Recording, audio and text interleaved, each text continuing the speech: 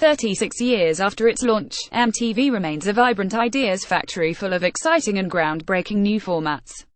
Last month they made the genius decision to bring back My Super Sweet 16, their spoilt brat coming-of-age reality show from the O. They've also announced they're bringing back Cribs, the gawping at-home Sofrit people show from the O, Total Request Live, the live video countdown show from the O, and Authenticity vehicle from the 90s MTV Unplugged, which is returning with a Shawn Mendes special. Where do they get all their ideas? Of course, these rebooted shows will all go on to be sparkling successes, but there are some shows that MTV has had more of a struggle bringing back.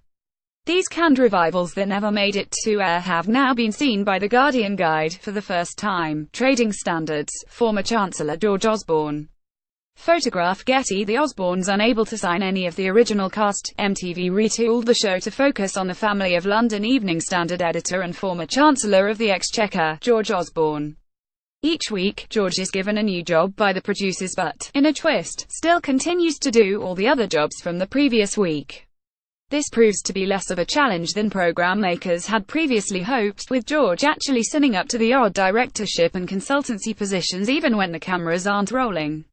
Luke and Liberty, the Osborne children, also proved to be a disappointment, mostly covering their faces during shooting, or occasionally shouting "He's not my dad, I've never met him."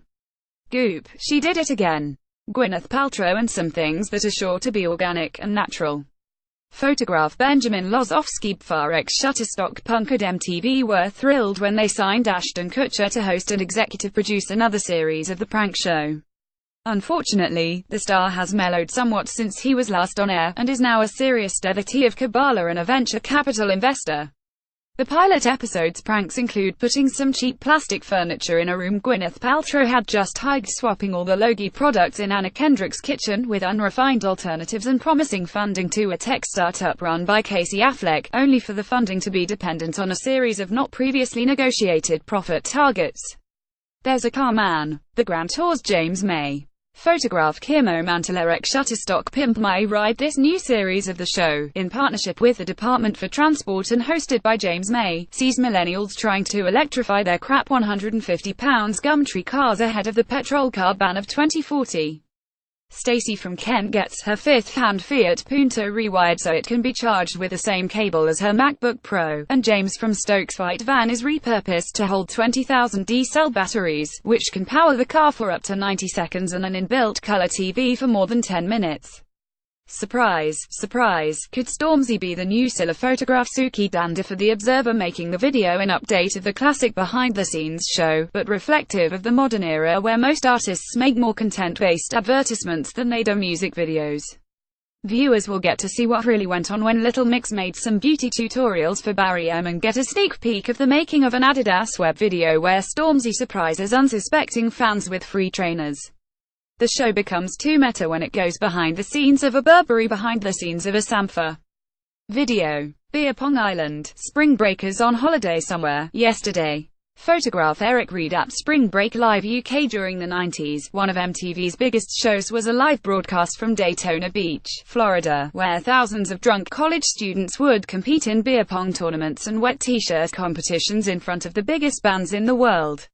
The British revival of the show lacked some of that titillation, focusing mostly on students embarking on unrewarding internship programs with the hope of breaking into the tough graduate jobs market. Bully for you. Johnny Knoxville taking part in a typical Jackass stunt. Photograph Paramount. Avira features Jackass. Changes in health and safety laws mean that protective clothing, goggles and a face mask must be worn before lighting any farts from a safe 10 meters distance. Takes the fun out somewhat. Ready, set, go. MTV, the early years. Photograph Alamy music videos in their bravest move. MTV reboots its first ever program, a series of music videos by the popular acts of the day.